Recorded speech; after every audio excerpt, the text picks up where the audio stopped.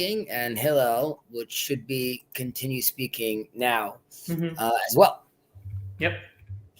Beseder. So let's take it away. Hu haya omer neged shma aved shma udelo mosif yasef udelo yalif katla chayav udeishtamesh bataga chalaf.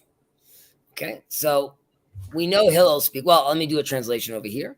He also used to say, he being our boy Hillel, one who makes his name great causes his name to be destroyed. One who does not add to his knowledge causes it to cease. One who does not study the Torah deserves death. One who makes unworthy use of the crown, here they tell us, of learning, shall pass away. All right. Now, one of the first questions we would ask over here is, why are we speaking Aramaic? That is a very great question, because it's very hard. Suddenly we get told over here, like, whoa, what is this language over here? Now, some of these words are similar to Hebrew. Mosif, katla, chayav, deishtamesh is lihishtamesh, to use, but obviously there's other words over here that are less familiar. And I would start with, we need to go back again, as we do, in the context of where is Hillel? Who's this dude? So Hillel is Hillel HaBavli. He comes from Babylon. And however, we're also told that he studied under Shmaya and Avtalyon. We discussed that story last time, and that is happening in Israel. So the story is that Hillel was, in fact, in Israel studying. He then leaves Israel, descends, and goes to Babylon, where he studies, and then he comes back later on back to Israel. However, we're seeing a little snippet right now of this is Hillel talking when he's in Babylon. I see that the clown of Babylon is saying, I'm also from Babylon. We're actually basically the same, correct. I think Hillel's life is loosely based on your life, really. Okay, so there's also, we see over here, just as far as Hillel goes, and we're going to also see this in the conversation we're having over here as far as what he's saying, which is there's three stages, which is Lomed, Talmid, Melamed. Okay, which in English would be student, learner, teacher. And when he is in Shmaya and Avtalyon, in the beginning, he is a student. When he's in Babylon, he is, he's a student. When he's in Babylon, he is learning. He's already at a more advanced stage where he's doing his solo learning.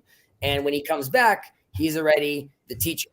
And this should come to a head when we start getting into this, because we say over here, he who makes his name great causes his name to be destroyed. So what does that mean? There are interpretations that say if you gain 15 minutes of fame, right, you're pushing your name out there, you're trying to publicize yourself or promote yourself, ultimately things go downhill from there. Right, it's risky. I'm sorry? It's risky. You're visible. I mean, even if you become uber famous, ultimately down the line, you see like people have to constantly reinvent themselves, right? Like you're next thing you know, you're on Dancing on the Stars. I think that's when you know, like you're already at the bottom. But people are trying. And in today's day and age, we've created more and more platforms which allow people to sort of still stay sort of within the limelight, but it's so saturated already, and there's old school Hollywood people that eventually sort of, they fizzled out into nothing. Also, that's very much the nature of things, because you usually, if you're just trying to promote nothing or trying to have like it's a fleeting fad, there's no real substance underneath, so it can't really sustain itself. However, there are clearly Michael Jackson was famous for a very long time, but that's because the guy walked the walk, it being the moonwalk, and actually talked the talk. He was a fantastic singer, right? So that you kept on producing, and you kept on, thank you. And there is real substance over there, so that's something that could last. However, generally speaking, if you're just trying to promote your own name for your own fame, it's not going to last long. Now, back to what we were saying about Hillel, there are some that interpret this specifically in also the Aramaic as Hillel speaking to himself. And this also helps us clarify the timeline a little, because, last second we were talking about how we know Hillel's the Nasi. He's speaking to everyone. He's telling everyone these decrees, right? So are you not like promoting your name? And we're being told that when he was in Babylon, already making a name for himself, or he was already known. He's trying to tell himself, check yourself, know your place, and don't jump ahead yet, because if you're going to like Icarus fly to the sun too quickly, your wings are going to end up melting. So he needs to pace himself. There is something also here when we were saying you end up destroying your name, because while you may gain something by gaining fame, you are losing something in yourself, which is privacy. The second you do that, there's already a loss that you're already giving up of yourself, which is like you're giving yourself up to the people, so to speak, and you're now giving up that anonymity of yourself, which is also a loss. Right. Isn't that kind of like there's this idea of like the audience capture? So it's not only that you're losing the privacy, it's also that the space outside of you is starting to affect, like, so the boundaries between you and the no, you lose yourself. Yeah. So the name doesn't capture you anymore, because I like that. Audience capture would be a good example of, like, again, where that could be very problematic for you.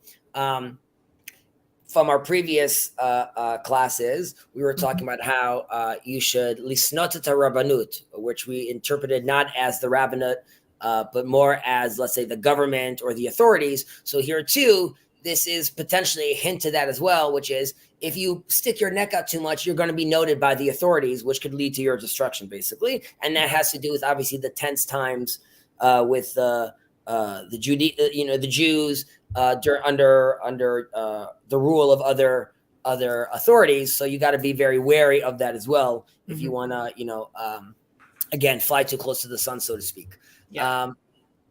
Now, there is also interpretation, which is Shema Avad Shmei, which is the Shema over here. The name over here is the Tetragrammaton, and which is don't be using God's name in vain. Jacob talks a lot about how, like, he doesn't even write the name G-O-D, rather he writes G-D. And there's a very deep understanding there of,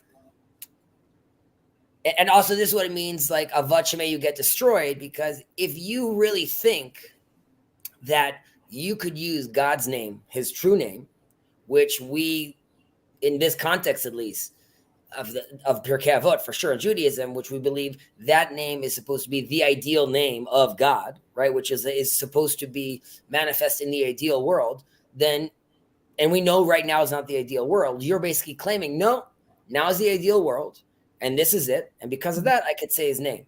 And we are told that whoever uses God's name in vain is also lo zoche le'olam haba. And that's because seemingly you've already, so to speak, created the world to come already now by saying God's name and thinking for yourself that, like, this is the ideal world. Then you're sort of cutting yourself out of that real ideal world one day, because you were too quick to assume that was happening right now. So obviously some could say not writing God is maybe a little too intense, but I totally understand the sentiment of wanting to be very wary with jotting down something that is supposed to be like the ideal reality. Right. So kudos to you, Jacob, on that end.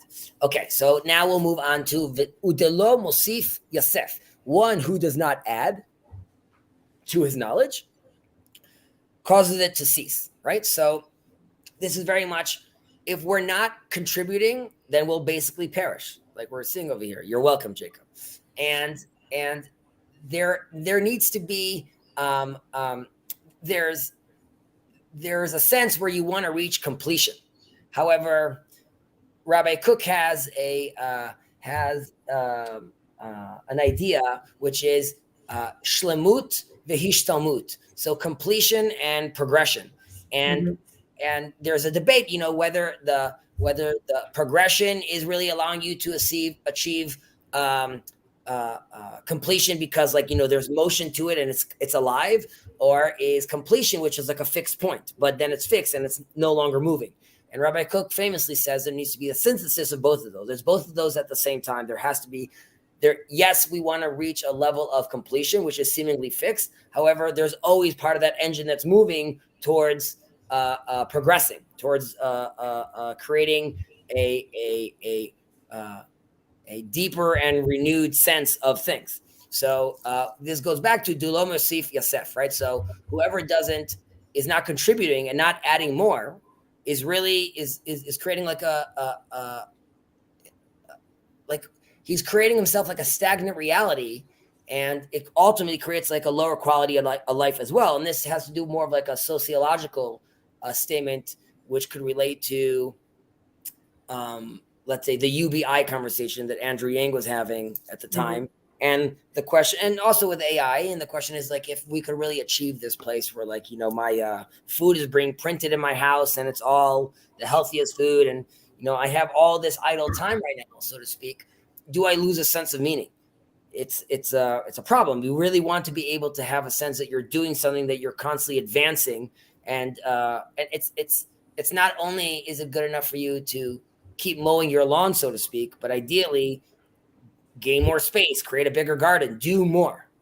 So you're saying Mosif, like progressing in terms of you need to not necessarily push the challenge to other technologies making, or like doing something better, but it's like you need to accept the challenge and do it better. You need to accept the challenges to do it better. I mean, this is obviously, we're speaking to everyone, but this is saying now there's always the context of this happening. Like, we could be saying this about life, and we could also be saying this specifically about Torah, right? So am I always do more in life and be advancing more? Also, when you are studying Torah and learning Torah, it's not enough for you just to do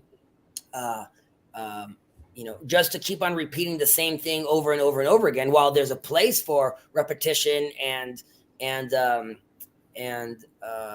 working out your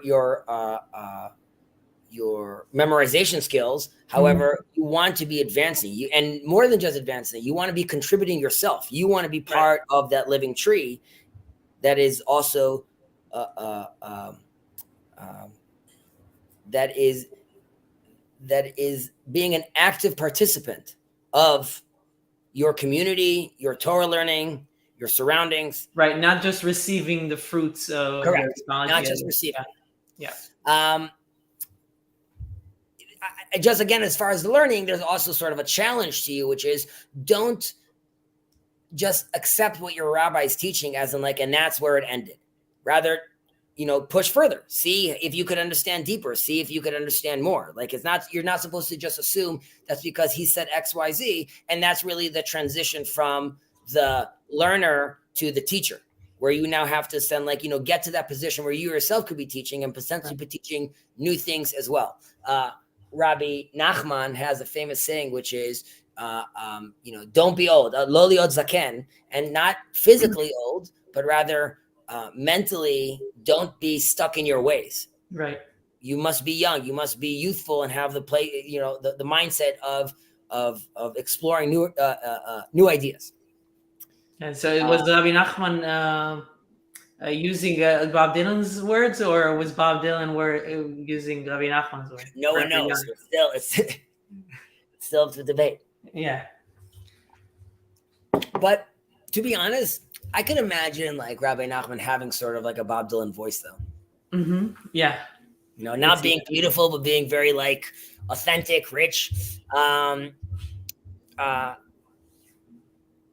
Yeah. By the way, specifically about like Rabbi Nachman, and Zevi talks about this, Zevi Slavin in his Seekers of Unity video with Malila, but how she expresses to him how the reason she loves Kabbalah and saying as in that she accepts is because she sees it as something that she is able to play with And she uses an example of Rabbi Nachman of, because of how poetic he was, he felt very free to sort of take the Hasidic tradition he had and the Kabbalistic tradition he had and really try to create this whole new thing out of it, because he felt that need of lehosif.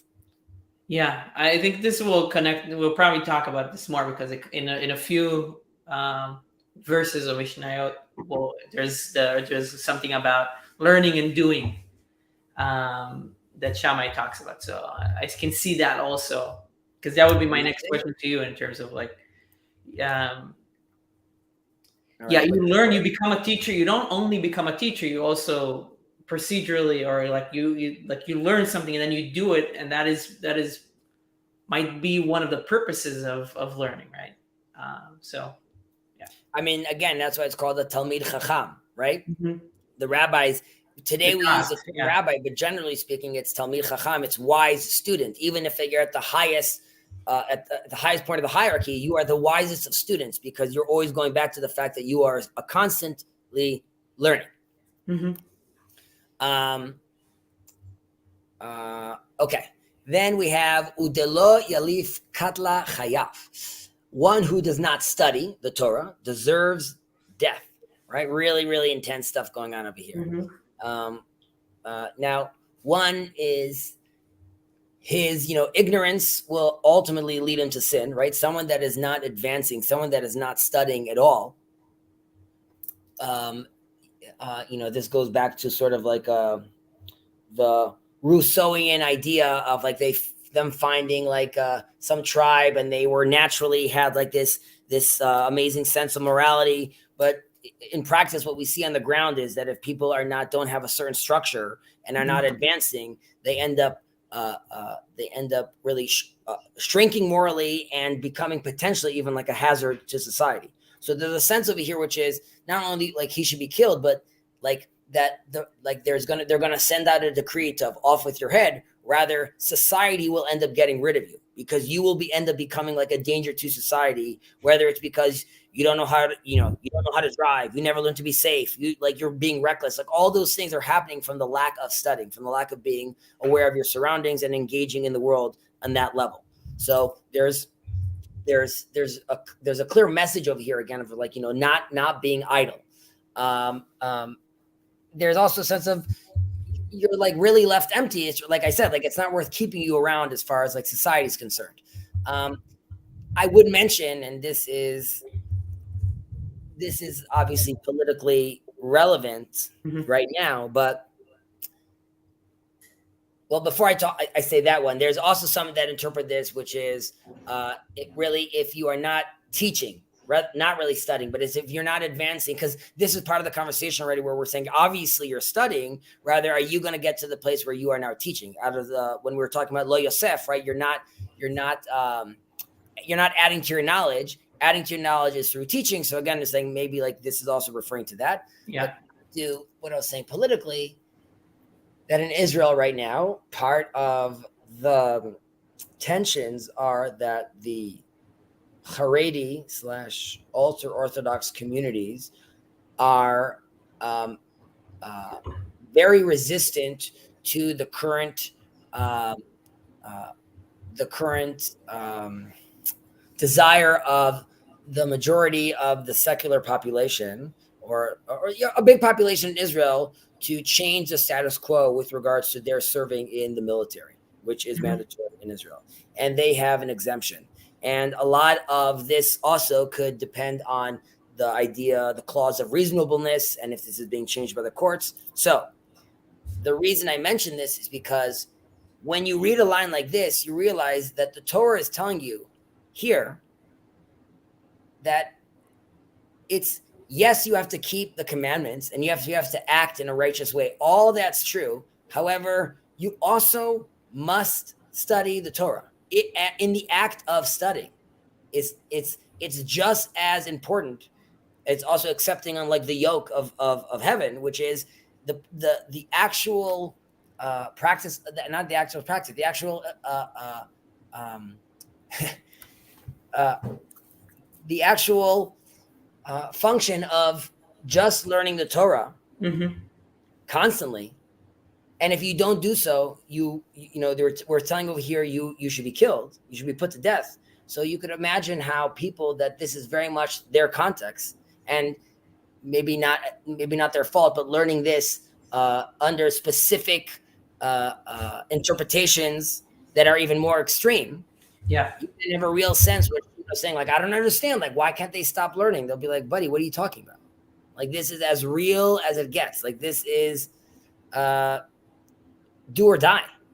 Mm-hmm. So I was talking about this with one of my clients, which is I don't think people don't take seriously enough the fact that you have this population, specifically the Haredi population, that sees it that intensely. And of course, that's part of the context of that's why we're in Israel. That's why we're here. That's why it's called Israel. So, like, if at some point, if you're not buying into that narrative, then you are definitely occupying, because like you shouldn't be there. And if you're not buying into that narrative, which is like, this is my homeland, this is where I'm supposed to be, this is where I'm like, and part of like a larger mission, which also includes traditionally the learning, the actual act of learning of Torah, then obviously we could see why we're in a very yeah. I mean, we don't have to get necessarily into we don't have to get into it, yeah, but I think this shows kind of like the difference between how secular Jews in Israel, and I would include myself in them just because that was how I grew up, see it differently from how different it got to be from how the religious Jews view their own narrative, and in how important Torah is in that. So yeah, I mean, you say this is so fundamental to Jews, but you have other Jews that view the history is like so separate from that. The history is so separate from this idea of how of the Torah and how close it is continuously, that it's like the two people are not aware of each other's, or maybe the two people are not aware of each other's axioms, like, to begin with. I would say, and then we will put this conversation to bed or discuss it later on. Yeah, later on. But in the earlier generations of the state of Israel, even the secular, and we'll take an example of Ben Gurion, who was very secular. He very much was connected to the Bible, to the history, to the story, so much so that he sends out an army special elite unit to go and get from a different country scrolls, some of the Dead Sea Scrolls that were taken. He wanted to bring them back, right? Could you imagine, like, if we discuss reason, like, the reasonable clause today in Israel democracy, like, is it reasonable to send soldiers to a different country to maybe have war? And his attitude was 100% yes. This is part of our story. Those texts are ours. He would take different army generals and have them, part of their service was to write books and reports about different biblical battles in Jewish history. So that was, you don't really have that today anymore. They diluted the amount of Talmud and Tanakh that is being Bible that is taught in schools. So I think that obviously creates a bigger divide. Of course, we've awoken. Yeah, of course. I have one rule on my channel. No unadulterated veneration of idols, whether that's the Trinity or Zionism. Who's the idol over here? Zionism. No, excuse me.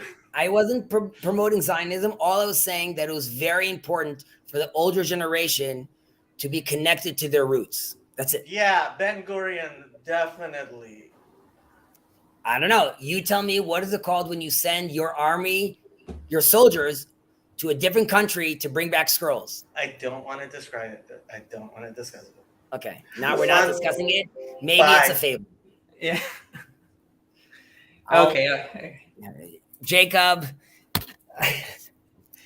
we're sorry that we mentioned Zionism. I'm not really speaking from Israel. This isn't really happening. All right. Let's move on.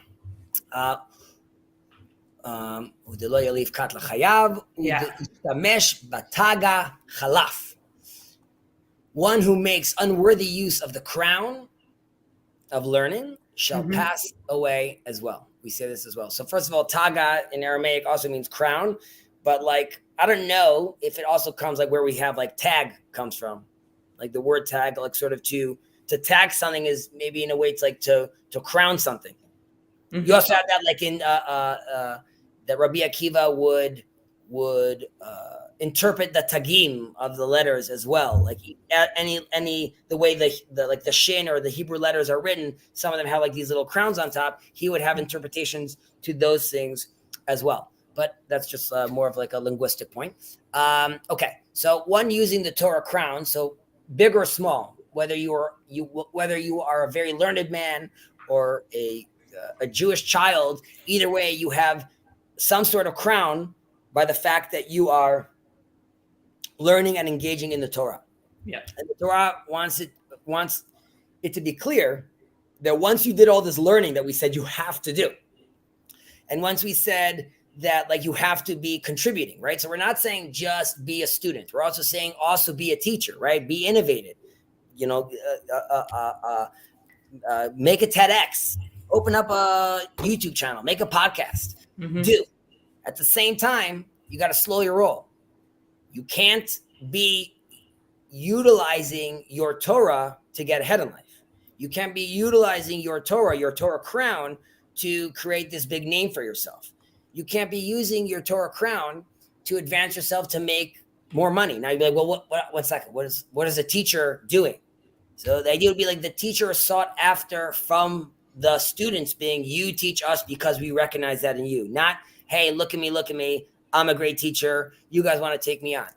Or using the Torah for yourself, which is like, I'm just going to take these concepts and I'm going to allow them to manipulate my environment from my understanding of this Torah, which is not being subservient to the Torah, rather making the Torah bend to your needs. So the Torah is obviously very against that concept as well.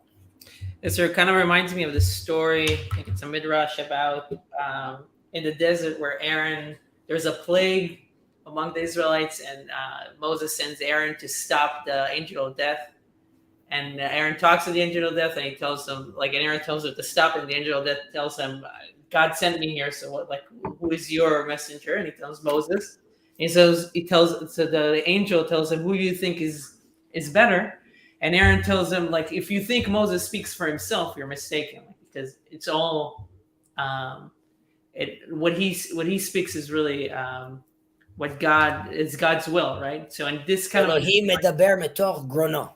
There you go. So this kind of reminds me of like this crown is not something that Moses takes for himself. I mean, it's like explicitly something that is like, you can see this is something that comes from beyond myself.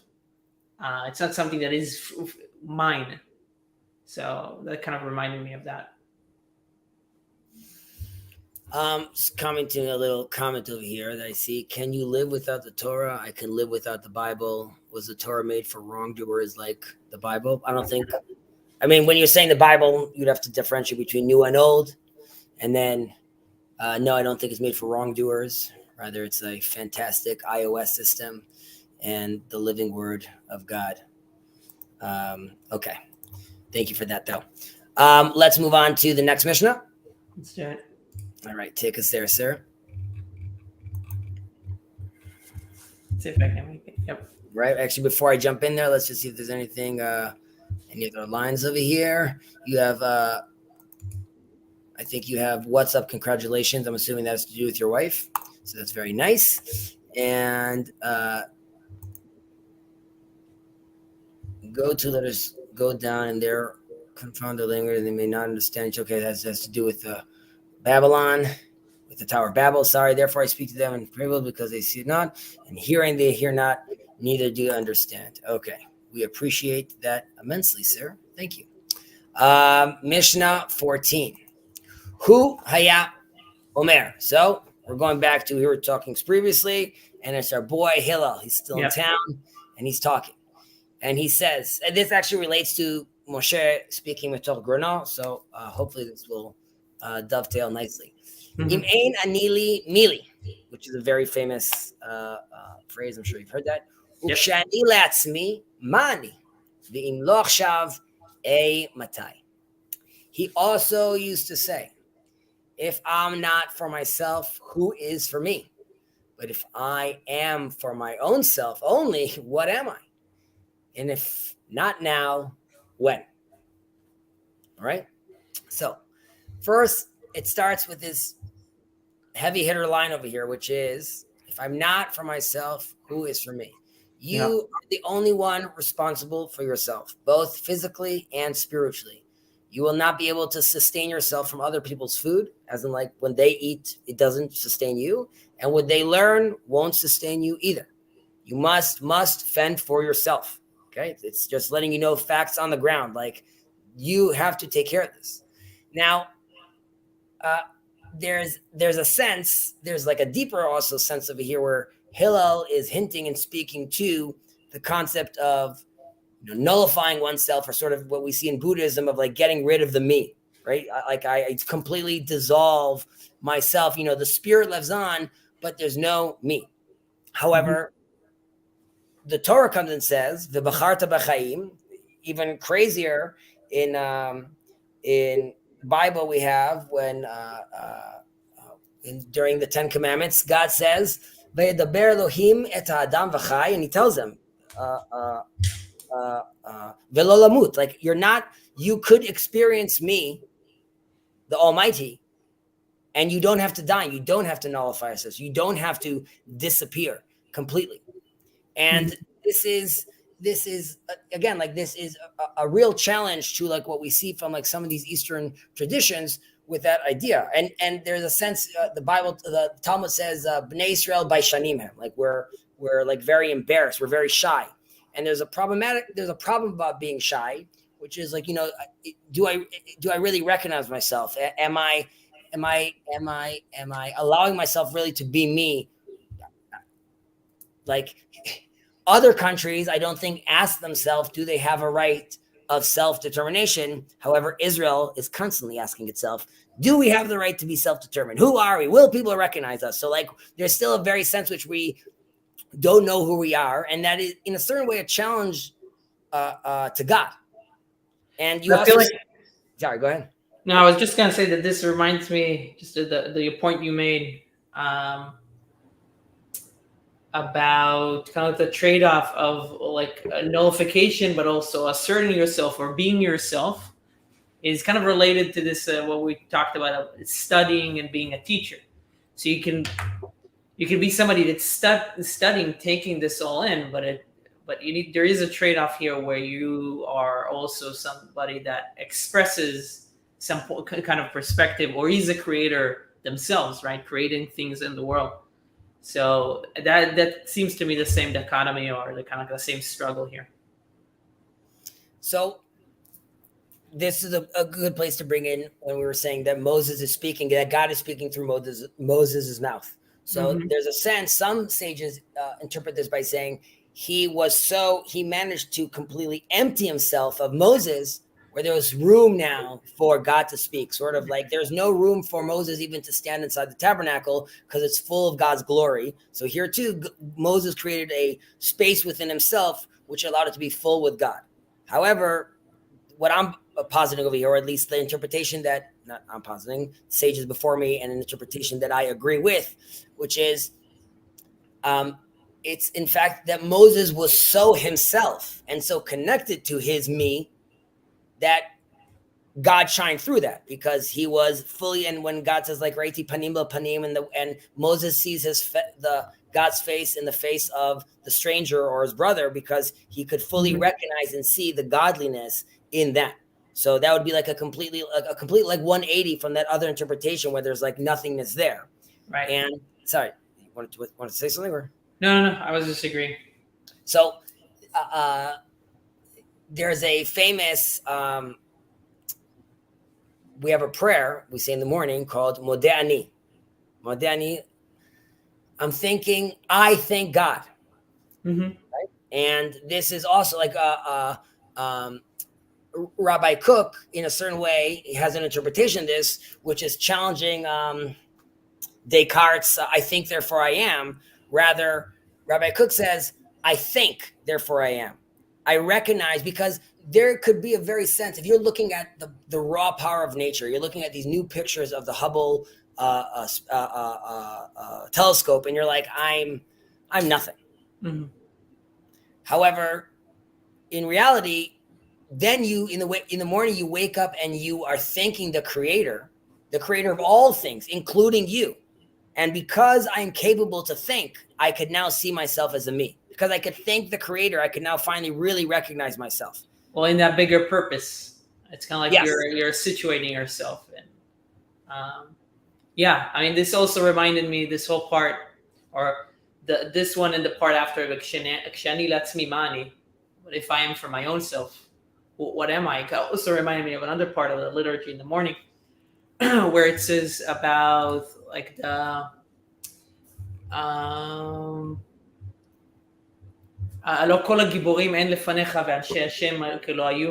the name of great valor, like who are they, right? So it's like if you are for yourself and there's nothing else that you're situated in that's like bigger than you, there is this sense of, if you look at that Hubble telescope, like what this is, like a grain of sand that's like nothing compared to it.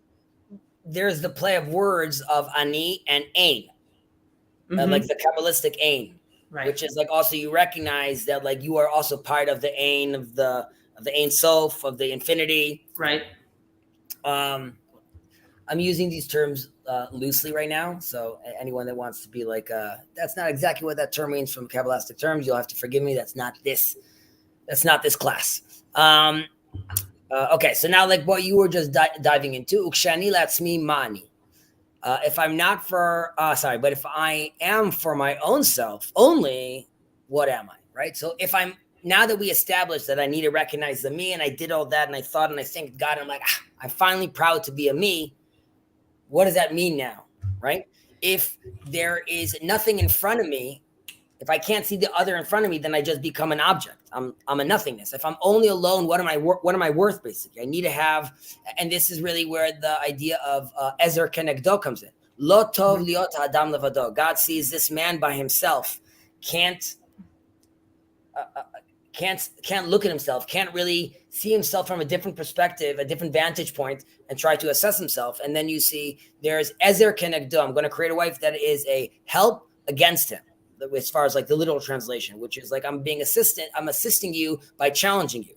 And this is something that I spoke about with Sherry in the past, which is like a good wife will call out her dumbass husband because she loves him. Mm-hmm. Because in that way she is assisting him, grounding him, helping him grow. So we're saying over here, once you recognize your stuff, you still always have to remember that you have to recognize and see the other at the same time. Also, ultimately, you have to, when you're out there and you're noticing that while there's a me because there's also these others over here. And once I'm noticing the others and I'm aware of my surroundings, ideally, you'll be able to also recognize what's above you, so to speak, metaphorically speaking. Yeah. God Almighty is on top of you as well. Yeah, maybe somebody else here can connect this better, has a better memory. But I remember actually at the conference that Pajot was making a similar point, talking about how people think about identity. And when they prescribe their own identity, it's this jumping of levels that is kind of this weird move, where if your identity is also shaped by other things. So I can't remember this well enough. So again, if there's somebody with better memory, feel free to jump in. But there is something like a similar point that Pajot was making in the conference that was very interesting. Do you mind just trying that again? Well, there was something about, he was talking about people trying to just define their own identity or their own unique identity from their own vantage point, and how that is like a move that is not necessarily logical. I can't remember why though. I wouldn't be able to articulate it well. All right, if it comes to you, let us know. Yep. I'm just putting up a line over here. Wait, you just did the same thing for Descartes and Rev Cook? Did I? Why? I think Descartes says, I think, therefore I am. And I'm saying Rev Cook says, I think, therefore I am. I mean, I guess I'm playing around with that a little, because to think, you would first have to think and recognize yourself. But the idea is that it's not that it's that I'm thinking, it's rather that I recognize the creator. And because I recognize the creator, I could then see myself as a creation. Now, I guess you could say me saying I, and if I while saying I, am I also doing modeh? Am I also being thankful? It would sort of depend how you defining I. If I understand correctly, you're saying the clown of Babylon is, if one is saying I and being thankful of God, then yes, then they would be saying the same thing. If I misunderstood you, please let me know. All right.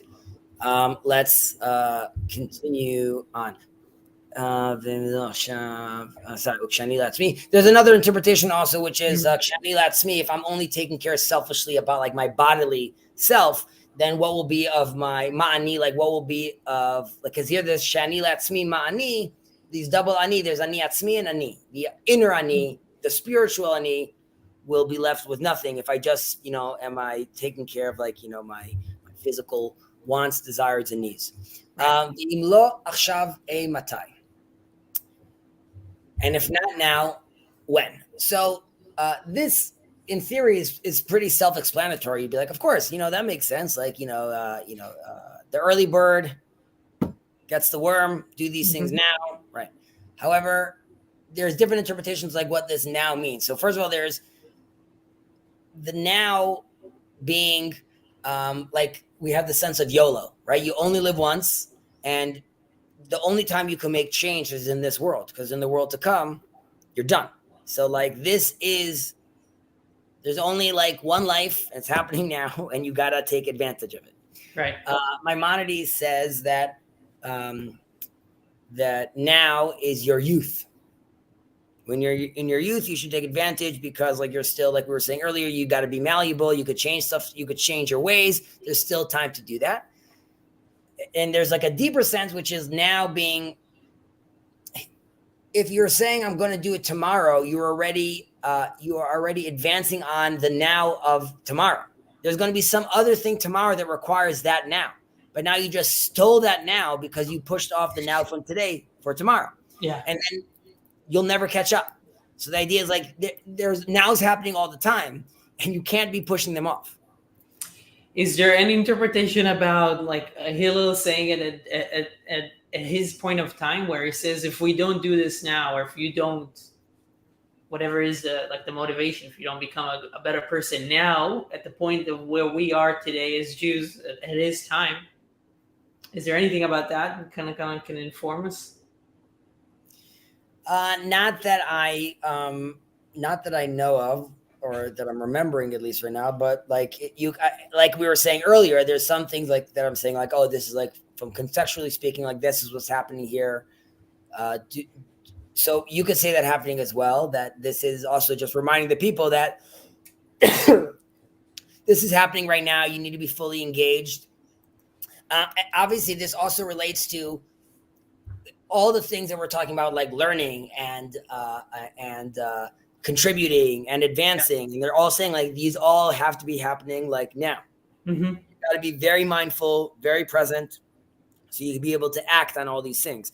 And like I've mentioned many times, from waking up in the morning and doing that whole psychological thinking first and recognizing yourself, to putting on your shoes and which laces, all the way to the thought process that you have to be doing, like take advantage of the day now, carpe diem. Mm-hmm. And the carpe diem means be learning. And by be learning, it means like be advancing. And by advancing it means like be teaching. So like, it's a full-time job, 24/7. There's a requirement of that. And that really also rolls in nicely into our next Mishnah. What is the clown of Babylon telling us over here? Now he tells us, no, procrastination starts now. Exactly. Best time to plant a tree was 20 years ago. The second best time is now.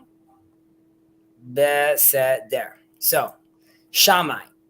So, first, let's go back and talk about who this character is. So, this is the pair of Hillel, his partner in crime. He replaces Hillel originally has like a different Zug called Menachem, I believe. Nachum or Menachem? Not Menachem, I think. But he gets replaced. We don't know a lot about what happened over there.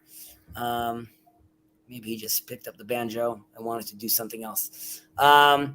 We are told that about Shammai that Amat HaBinyan Beyado, that like as far as like the measurements of the house, of the structure were in his hand, like he had full control as far as like structures go. So some people see him as an architect and some people see him as a builder, like a master builder, which also should frame, because Shammai is known as the Kabdan, someone that's very strict, someone that's very stringent. But if you're looking at it from his profession, he is living in a world where, like, listen, Hillel, you're being very loosey-goosey about a lot of things. Like, we don't need foundational walls, and we don't need waterproofing. It's going to be amazing. Like, no, there's like a code, there's regulations. If the stairs are too thin, you're going to fall. And if the walls... I just realized that Shammai is like Shammai Karkain. It's like many things. But yeah, I don't know what's the term for that? Like an appraiser. Appraiser. Yeah. Okay. Interesting.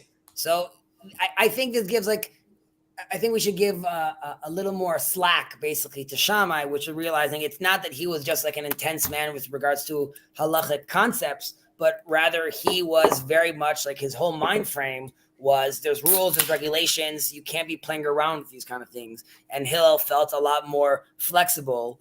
I guess I'm saying that Hillel would be like a very bad architect. So I don't know, artists could dream and do a lot of things, but yes, obviously you need to have a certain structure, and that is very important for Shammai. And we see that also clearly in his decrees as well. I'm just going to respond over here. I'll respond in a minute. Let's keep on going this right now. Okay. So what does Shammai tell us? Now that we give a little context over here, he says, Aseh Toratcha Keva, Emor Me'at ve'aseh Harbe, ve'havei mekabel et kol ha'adam b'sever panim yafot.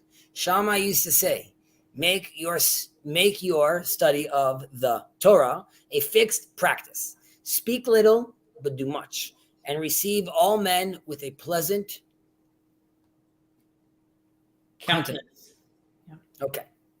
So, what do we have going on over here? Aseh Toratcha Keva. So, first is you need to make this a function and routine of your life. Keva. Mm-hmm. It needs to be constant, and that's not a hobby, right? This is like we're doing Torah on,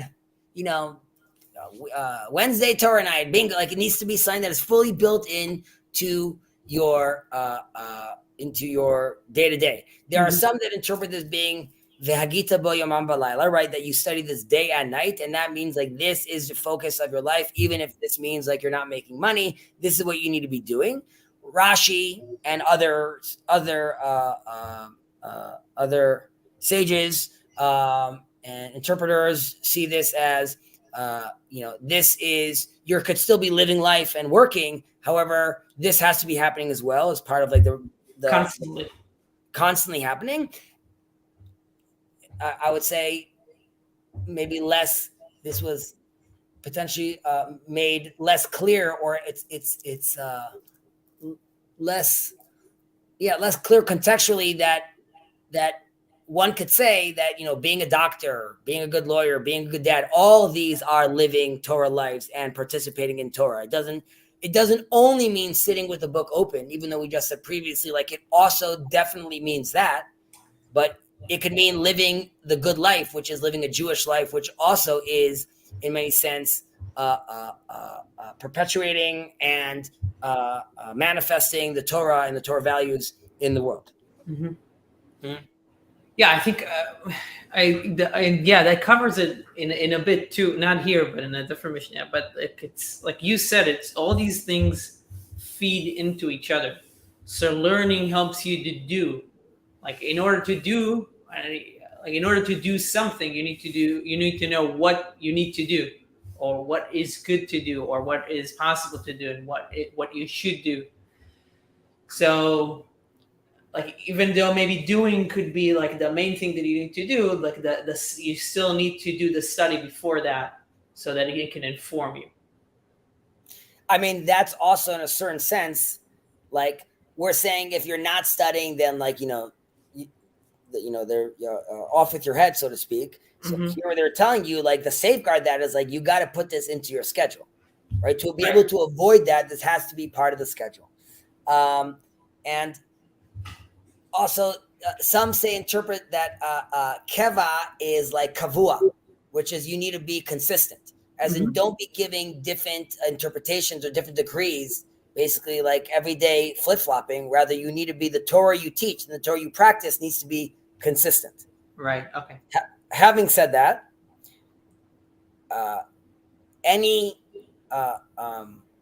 all rabbis should, and the great ones do, take context and the personality and the individual into consideration. So you might sometimes hear that someone received from one rabbi an exemption for one thing, and from some and the same rabbi told someone else that he can't. But that's not because he's being flip-floppy. Rather, he's being consistent specifically for that case. And that is how he maintains his consistency, even though paradoxically it looks, you have like, a completely different result. Right. Theory versus application. Exactly. So that's like, I'm just like, making that clear over there, because someone could say like, how do people do this and that? There's obviously there's different ways to interpret that. There's some that interpret this about like, which relates to things we said earlier. Keva means not just checking the box of like, okay, I had a routine and I did it today. Rather, like in that routine, you want to be advancing more. So for example, I could say, listen, part of my life is not my job is, let's say, architect, designer. But something that I do daily is I'm on the stock exchange, or I'm investing. Now, while I'm investing, usually that doesn't mean like, I just click things randomly and I just did my 5 minutes of investing today. You want to hear about a good deal, you make a phone call, you follow a lead, because like you want, just like in life, there's a competitive nature to that. The Torah the sages are telling you should have that in your Torah learning as well. It's don't even be content. And back to her saying that you should be contributing and advancing. So here too, there's another interpretation of that being here as well. And obviously, again, like when you have like lines like this, thinking about the ultra Orthodox in Israel, like they take these things very seriously and very literally as well. More me'at ve'aseh harbeh. Speak little but do much. So this is less about the use of your words, like chachamim hizaru b'divrachem, or like, but rather it's more of like a social thing of like, set expectations properly. Okay. One is like, set expectations and be careful with what you're saying. Second of all, be the hero. Okay. Come and say like, I'll get it done by Tuesday. And then come in on Sunday and be the rock star. Okay. Say little and do much. It not only does it, like doing the little, it creates you like in a safer place because you didn't commit too much. But secondly, if you say little and do much, you're over. Yeah, under promise, over deliver. Exactly. So it's they're telling you that that's very much the place you want to be in all the time. Yep. And that's again like really more of like a social thing that you're telling people over here.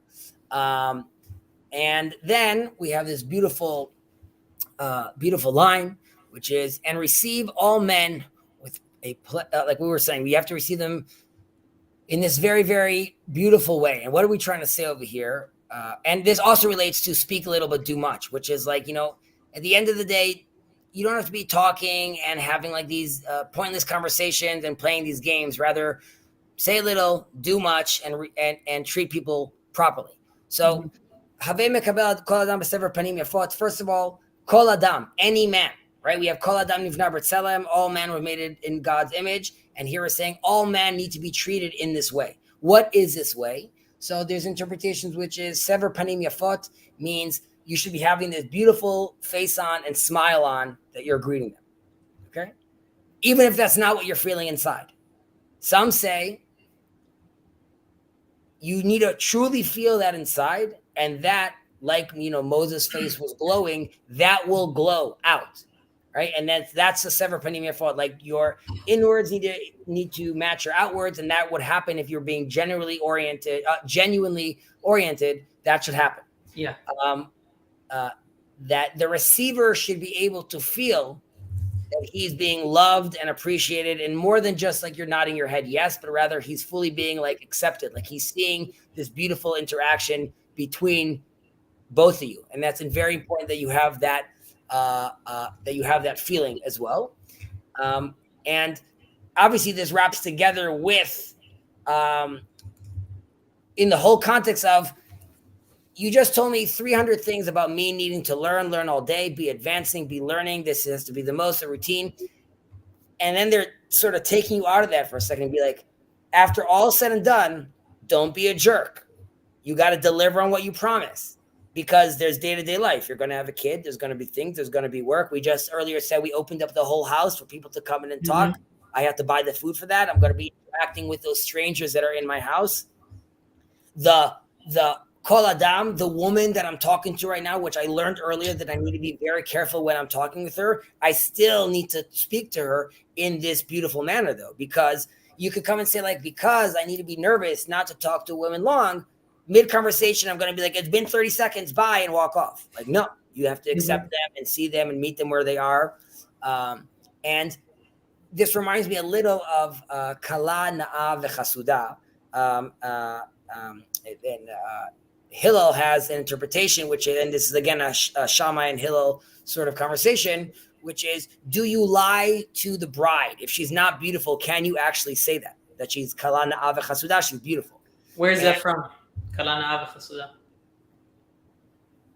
I can't hear what you're saying right now. Can you hear me? No, you just disappeared. No.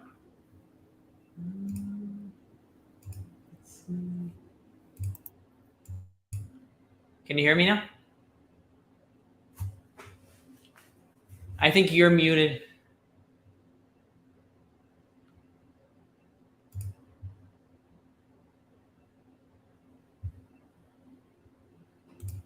I don't know if anybody in the audience can either see me or Chezi. Can you see me? Yep. Can you hear me? I can hear you too. Could you just say a few more words, because it's still writing for a little for me? I don't know. Seems like the clan of Babylon can and Rabbi Rafi Malad can hear us. I can hear Ben Chezi. I hear and see. Ro'im v'shomim et hakolot. Okay. Sorry. Where were we? We were at Kala Na'av V'Chasuda. Yeah. Something that Hillel says, like, that this is what he's saying inside when he's teaching, and then the question is, can you say that? And Hillel says that yes, like there's a sense of that white lie over there that you're saying, but I'm connecting it over here to Havei Mekabel Kol Adam B'Sever Panim Yafot, that even though we said some interpretation, it's not enough that you don't really feel it inside, but the idea is that even if you don't feel it inside, it's more than just the polite hello. It's above and beyond. Sever Panim Yafot, that you have to create this sense where you're seeing this beautiful interaction between both of you. Got it. Yeah, makes sense.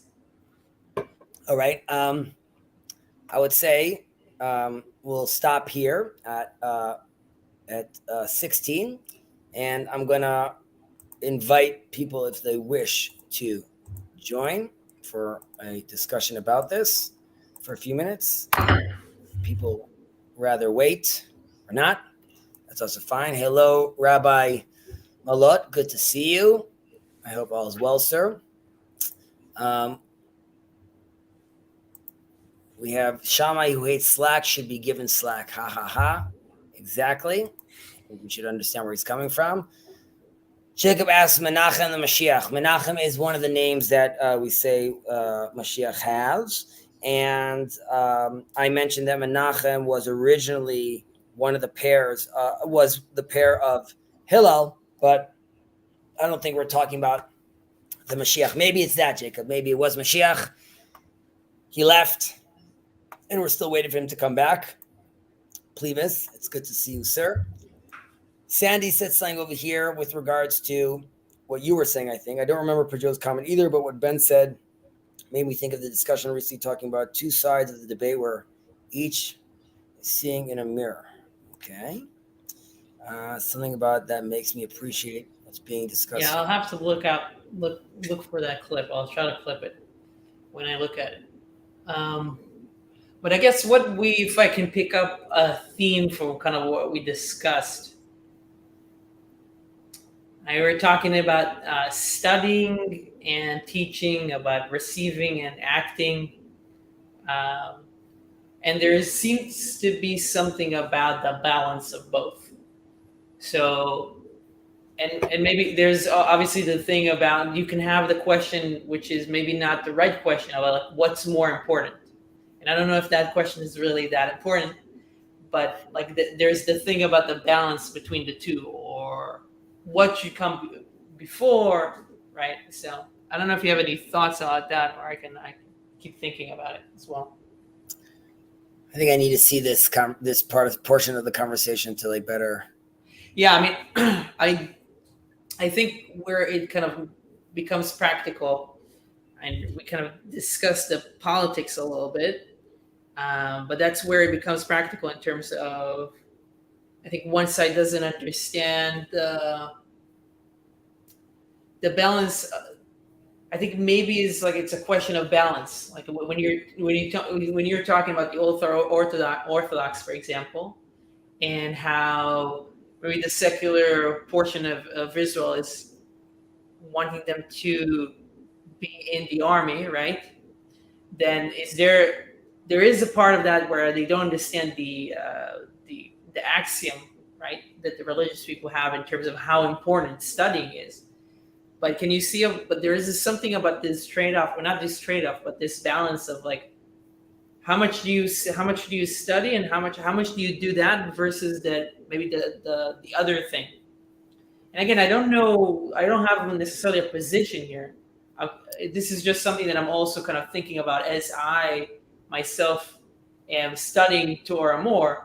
Like, how much should I do that, or when should I do that, and how does that kind of like affect other things that I do, my day job, my conversations with my wife, doing other things, right? So first of all, thank you again for articulating what you were thinking, because I think that made it much clearer to me. Yeah. I know I mention him often, but that's because he's fantastic. Rabbi Cook mentions this geometry of the triangle. And you have land, God, man, right? And you have this triangle, which is like this is this geometry we want to be in, right? Where we have this relationship to the land, we have the relationship to God, and there's like there's obviously there's Torah involved in all that, and there's like there's the individual, the man himself. However, there are others that interpret that would agree with the geometry of the triangle. However, they'll say it needs to be able to rotate. So at times, to be able to allow the structure to remain, the focus, the peak would be on God. And it could be that at a time, like, for example, when we are in exile, right, the focus is clearly not on the land, and the focus is on the individual keeping us safe, and we have on the Torah study. Now, it could be that when we come to the land, right, that is now on the focus. And it could be that there needs to be concessions made on the man/God front. For example, is that a concession politically where I'm saying I'm giving up land in Israel because I want to create peace? And maybe I need to turn that to create a new priority within that geometry to make sure it remains. Is it at some point do I need to be like, no, I need to have this access where like, no, the Jewish and halachic interpretation of the laws need to make them way inside to the policy and the political game. And that's where my focus needs to be on at this time. So like you're saying, this balance, I think it constantly needs to be in emotion. It needs to be moving and being adjusted. obviously coming from a very careful place when one does these kind of adjustments. Right. There's sort of a kind of like this relevance realization about like what is the context that you're in, and maybe I would add to that about like the emphasis might change, but there is basics that you still. This doesn't mean that you don't do things that you should do at all times. Like study, let's say. I'm just trying to think about this practical, right? Like study an amount of Torah, or like pray every day. Like this is not something that's necessarily a given, even though you're emphasizing something else, right? So would that seem accurate to you? More or less. I mean, we're tonight we're entering the 9 days as part of the 3 weeks. We're entering now the 9 days as we get close, remembering the destruction of the temple all those years ago. And during these days, we don't eat meat, and we don't listen to live music, and we don't celebrate. And I don't do any new construction. Like I wouldn't sign a new contract with someone during this date, or if I did sign a contract, I wouldn't start work now. There's a difference when I'm already engaged in work from a few months ago that could continue, but I wouldn't start any new work. And there's a sense where you have to wonder, what is the expectation? Again, this is clearly happening like in a Jewish context and very personal because like, when I'm looking at this like politically, but are we to repeat our biblical sins, our biblical history, and again create the destruction of the temple by self-hate and division? And there is I was going to say like the ultra-Orthodox or Haredi people are not going to love this, but there's not many of them on this channel. So if you don't, I'm sorry, guys. But unfortunately, in this triangle right now, what represents religion, God, is the political minority that's in power, which represents a very specific version, a very of their interpretation of what religion is and what God is. A lot of it overlaps with modern Orthodoxy / National Zionism, which, another caveat, used to mean something else. Today it's a little more extreme. I'm using that term because that's the camp I used to be part of. Now I guess I'm just a God-fearing Jew. Either way, that is seen by the people and the land right now as, we've sort of gone hyper on this, like what this means as far as how they interpret the laws and what that means as far as people getting married in Israel and kashrus in Israel and them joining the army and them contributing to society in a, well, they'll say they're contributing while learning, which I completely value in other senses. Yeah. And the reason there's a tension there also is because like this one model of Judaism is like really, is really pushing. And it doesn't necessarily mean I need to switch it out to be like less Judaism, more people. Rather, it could be proper Judaism recognizes the people, which goes back to Haveh mekabel et kol adam b'sefer panim yafot, and more me'at ve'aser beh, which is like as part of all this in this triangle of studying and doing this whole Torah move. It's all in the context of course, but I'm accepting and I'm opening up my house to people and they're invited inside and I'm doing this together. So I think we've lost a lot of that when like there isn't that sense where people are feeling that this Torah, this living Torah is not feeling very alive to them. Does that make sense? Yeah, it makes sense. So what was that? Like I just had something, but what was the last part you said? That for a lot of people, the Torah doesn't seem. Can you repeat that? Like that what the Torah doesn't. The Torah doesn't seem like the main, or isn't the thing guiding them, or like it's not the. It's not guiding who? Not guiding the Haredim, or not guiding the. I don't know. You were referring. That was your last sentence. So I was trying to see what you were saying because I guess I had an insight. I'll need to go back and take a look, but I guess I was saying that what guiding them is I think they're stuck in like in I think they're stuck in the verse of Shammai Omer Aseh Toratcha Keva. Right. And not V'havei mekabel kol adam b'sefer panim yafot. And now I am of course not saying that the ultra orthodox or Haredi people are smacking people on the street and are not being nice and not being accepting and loving. That's all true, and they all do that. And there's so much love in that community. But I mean, the idea of you recognize you're part of a context, and this goes back to what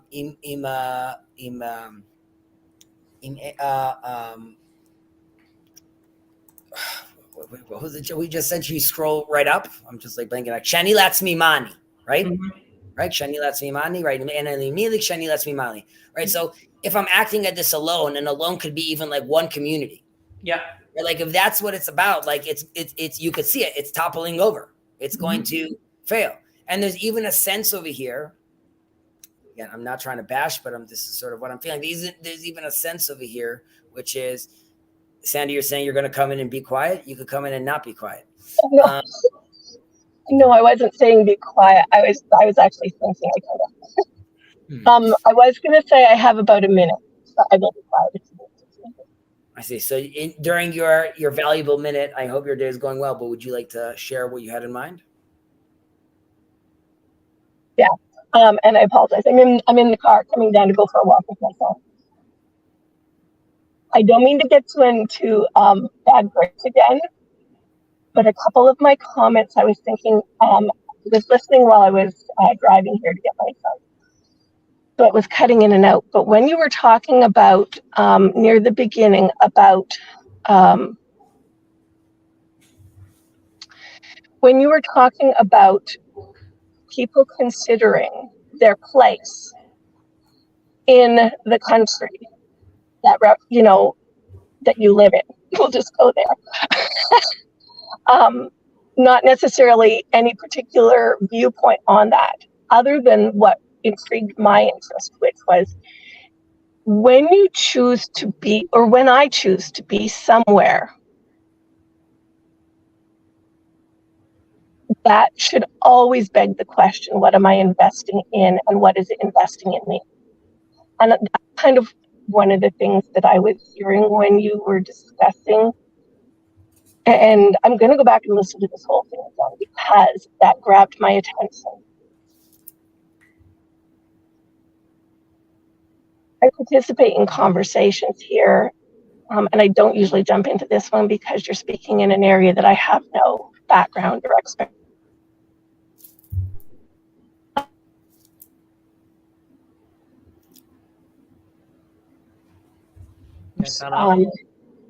I cut out.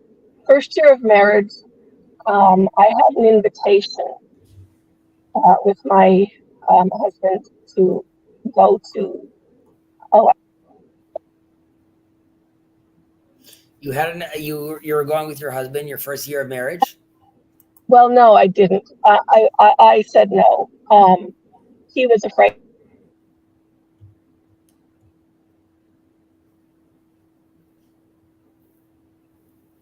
We might not hear this story. I know. What was he afraid of so much? Yeah. Cliffhanger. So somebody who spends a lot of time and is very visible on TV and other places was one of the two ministers that married us and asked us to please go our first year of marriage to Israel with him and his wife. And we were afraid and said no. So when you ask that, I go back to that time in my life and I think, what are the things you choose to do? Why are the reasons you choose to do them? What are the opportunities? And what do I have to give into that place? Had I chosen to go, I would bear responsibility for my time there to God for something, in my estimation. And that's part of what I heard you asking in this discussion of what you were reading at that point. That intrigues me and still scares me. And I'm still looking at challenges in life from that. But anyways, thanks. And I'm unless you need to call me on any of that, I'm going to go and enjoy a walk and some spend time with my son. Good? See you later. Bye. I think Sandy, lovely Sandy, was talking about when I said why am I in Israel, and what's the story that's happening over here. Mm-hmm. And I was talking about how also about Israel being shy, historical Israel being shy. As far as why I don't hear China asking do we have a right to exist yet? Israel has a schut kiyum, we have this right. Right. I don't think that's challenged anywhere, but we yet feel like this is a constant challenge for us. Jews, we have plenty of texts that talk about why Jews are important and why we're here and why we existed and why we were created. And so there's definitely a sense of trying to find a purpose and meaning for the Jewish question, so to speak. What are we doing over here? And I've mentioned this in the past, but come 1948, history becomes alive, and the Bible becomes alive, and suddenly you have the world looking, being what on earth just happened over here? Who are these people that just came back to life? Very much, and Jacob's going to hate this, so I'll caveat with Israel's a lie. Okay, Jacob. Having said that, Ezekiel's a vision of the the bones waking up, being wrapped up in skin again and coming back, that is very much metaphorically being coming out of the ashes of the Holocaust and coming back to the land of Israel. So my general sense is with that kind of weight on your shoulder, this isn't also Sweden. At least it's what I feel like. And if you're looking for just a nice place to live, it's boiling hot over here. The traffic is horrendous. Don't. It's not the place. And if you are over here, you have to deal with this tension of the other people that are here, right? That I'm occupying. So, and if because I have a very big sense that the current protests in Israel there's a real question over there, which is the identity. Who are we? What are we? What are we doing here? Who is Israel? Mm-hmm. And I mean, the background over here, the banner, the wrestling is continuing, and we are still wrestling with that ourselves. And we really need to figure that out. But I mean, that's my general, I mean, no one's following this. So I get this is pretty niche, but you hear on the news, the end of democracy in Israel. And then you have to wonder, but we're okay doing deals with Arab countries and China. We're not even close to that level of dictatorship or what's going on. And it's just the irony for me to hear pilots, heroes of Israel, come out and, say that the reform that's happening over here is it's going to be the destruction of Israel. That same Israel that they're talking about, that they think it's going to be destruction for, would be the dream of any one of their grandparents that was in Auschwitz. Mm-hmm. They'd be what are you talking about? Because of this reasonable thing that now, are you out of your mind that you're saying that this is a fascist? It's just crazy that we're in this place. However, whether or not I think this is something that we need to move forward with, I mean, even if I think that this is that there is a lot of merit in what the coalition wants to do, it is unfortunately tearing the country apart. And then while on, let's say, the secular concept of we're not interested in this religion conversation, because of this triangle, because I am still very much invested in land, people, religion, I am willing to rotate that and push less on one thing so I could have the people. I could have the people still together. That's more important. Right. That I still have that union. So at this point, I really think they need to back down. But I think both sides really push themselves into a real bad corner. Yeah. There is a sign, or there is a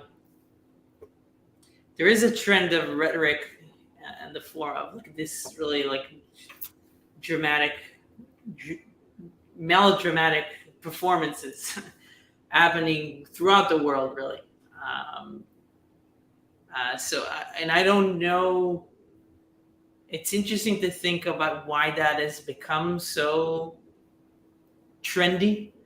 Part of it is, I assume, really social contagion of like the groups in Israel viewing something that happened somewhere in another country, the U.S., or something like that, right? Like how, and these patterns kind of repeating themselves. Social media also, by the way, like Right. We know now that the manipulation of the outrage media and social media and how messaging could be manipulated so quickly. It's not even the intentionality of that. It's just that it's visible, that it's more visible, just a connectedness, just that you can see more people behaving in a certain way makes you more likely to be contaminated, right, to social contagion, if we're just taking it from a sociology perspective. That just like makes room for that to happen, right? So if social media shows more people that are talking about anorexia, which is like a famous kind of like social contagion thing, I'm pretty sure, and correct me if I'm wrong, but if there is more of that happening that you are aware of, then there's just more channels for that to actually infect people, right, and move throughout the society. So, I mean, obviously I think it almost has to be this way. This goes back to like the 1948 thing I said, when like the Bible comes back to life. I think the world,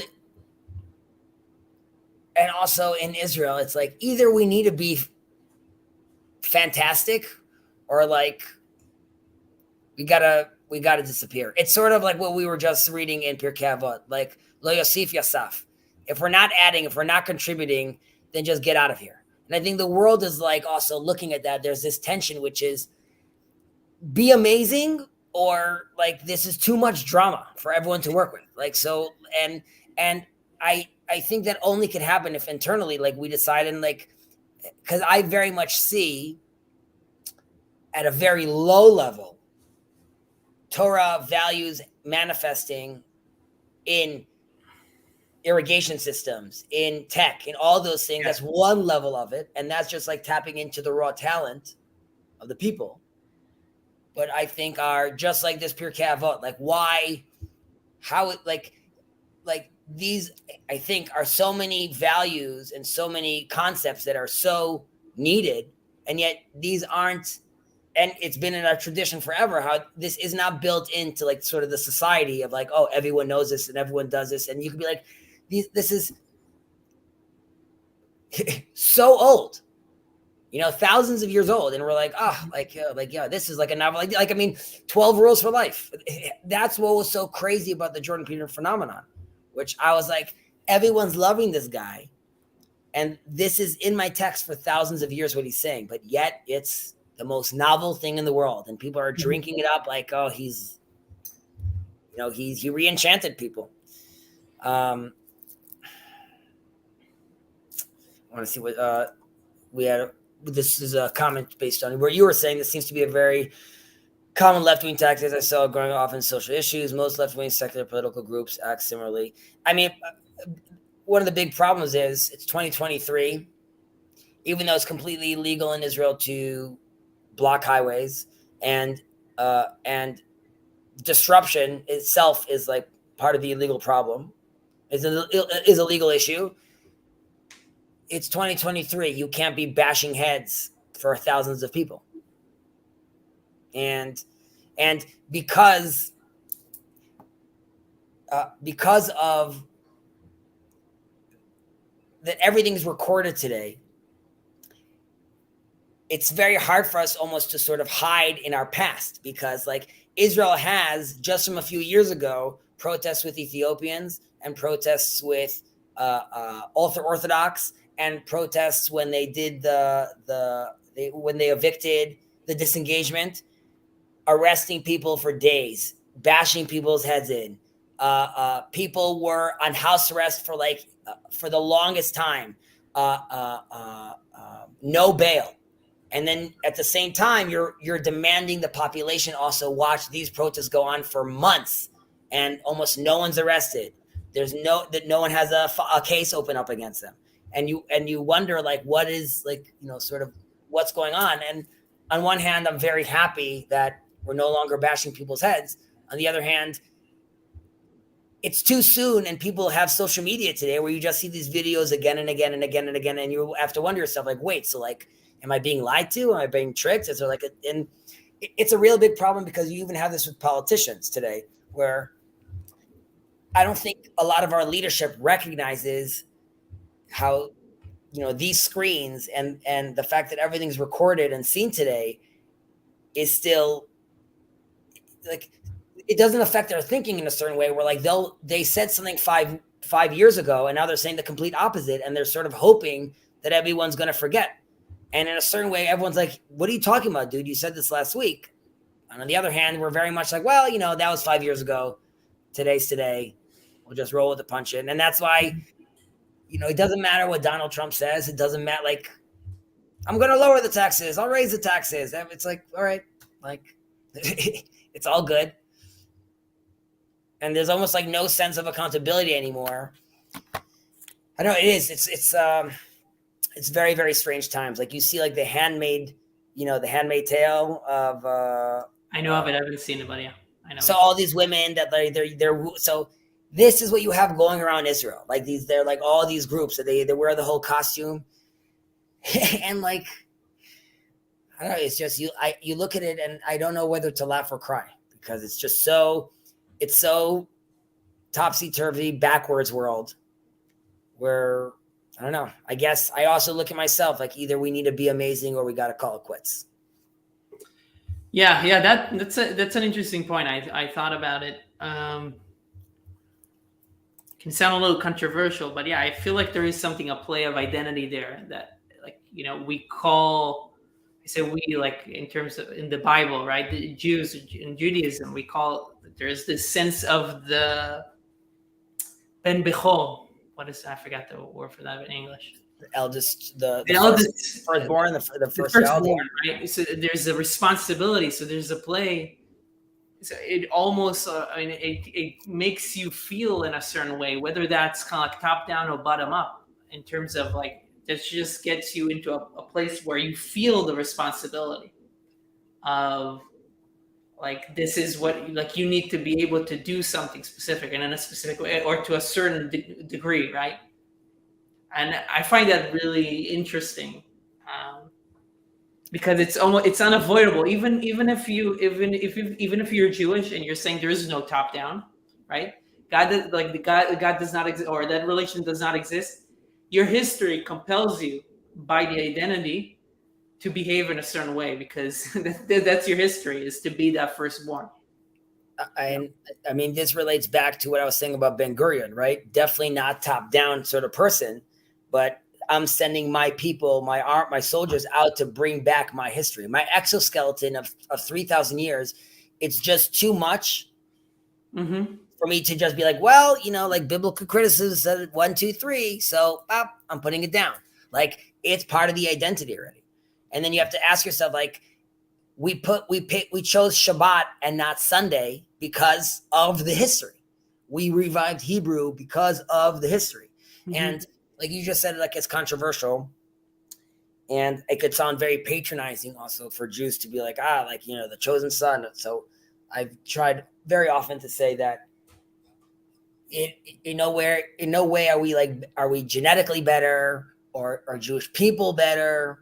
And Maimonides makes it clear that any individual can reach the level of the high priest, right? So we know that as well. And I was sent Jacob this recently, that you have in Tana de Rabbi Eliyahu. I'm translating this into English. I bear witness about the heavens and the earth, between Israel and the Gentiles, between man and woman, between manservant and slave girl, everything according to the deed he does, so the Holy Spirit rests upon him. So you're being told, man, woman, Gentile, Jew, the Spirit of God rests upon all these people. Okay. And again, there could be a Gentile individual that reaches higher heights than all Jews potentially. Okay. And individuals can do that. Jewish people historically, I say, are the top of the arrowhead, the point of orientation. The arrow needs all its parts to fly, and we cannot fly without our Arab brothers and our Christian brothers and our Muslim and our Hindu brothers. All of them are required. However, there's always at some point, there's a point at top of orientation, and that point is a very robust and long tradition of relationship with the divine. And specifically, there's the Chokhmah of God and there's the Ratzon of God. And the Chokhmah of God is manifest in wisdom and knowledge in the Verveki project. That's where you're seeing the Chokhmah of God. The Ratzon of God, the will of God, is the revelation conversation. And that is our backyard. And that's the point of orientation. And that comes with the sense of responsibility. The prophet yelling at the people, begging the people, and the prophets failed. It didn't work.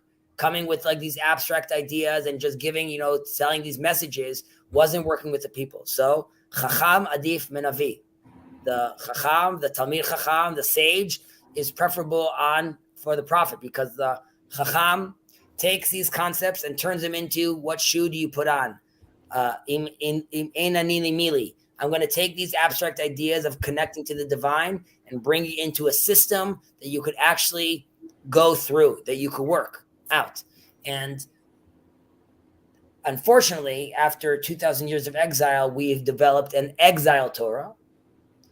And the Torah of Israel, the Torah of the Messiah, can look very different than the exile Torah. And that goes back to that triangle. And it requires leaders to come and look at this kind of world we're living in, and them to be like, this yes, this no, this is how we interpret moving forward.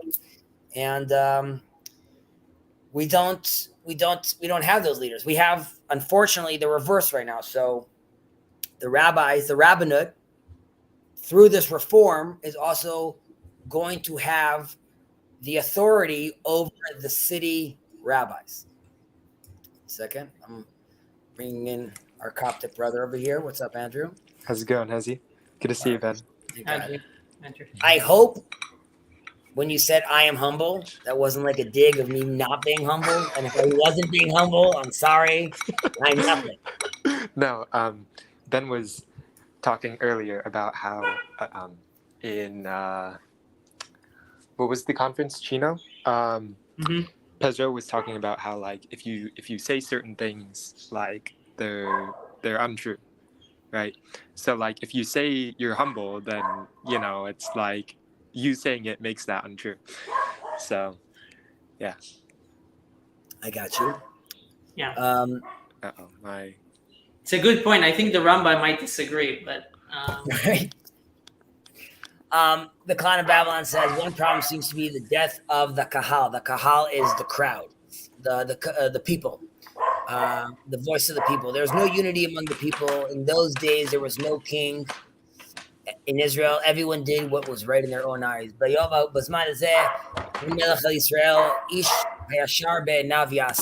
Everyone did whatever they wanted to do.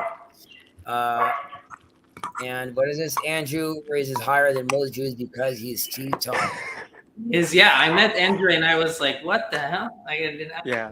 Andrew, how tall are you? 6'3"? 6'4". 6'4". Well, my father-in-law is 6'9", so you got nothing on him. Oh bro. my gosh. He was drafted to the NBA. Really? He didn't play because of the skull cap, but all my wedding pictures look like it's my bar mitzvah. I'm like hugging his waist. I'm 6 feet, but like he's just like a giant. He's like such a big man. And my son was like, one day am I going to be like grandpa? I'm like, no, probably not. So that's not how real humans look. But I do use him as an example, actually. When my son asks me about like Goliath, I say I'm like, you have to assume back in the day, and the Israelites are probably like ranging at like 5'6", 5'7", and then you have like a Yao Ming character at like 7 something. So for all intents and purposes, it's the biggest guy in town. That's a giant. Like, it doesn't mean he blocked out the sun and like he was like everywhere he walked the surf, but like that is a massive person. And even just biblically speaking, like think of if you had like, and you see this like in Game of Thrones, like if you have like 7 or 8 like super skilled warriors, you could take down 100 people. A lot of these battles weren't like, you know, like you just see like Lord of the Rings, like thousands of like the riders riding down. Like it's just like, you know, there's good people over there. They knew what they were doing. And all right, guys, I got the wrap up sign from the missus. Uh-oh. Okay, I should probably Good head out too. Good talk to you too. We'll keep up Monday next week. Everyone that participated, thank you so much. Much appreciated as well. We'll continue next week from Mishnah 16. Yep. And all are welcome. Andrew, have a fantastic day, sir. Good to see you. You too, Ozzy.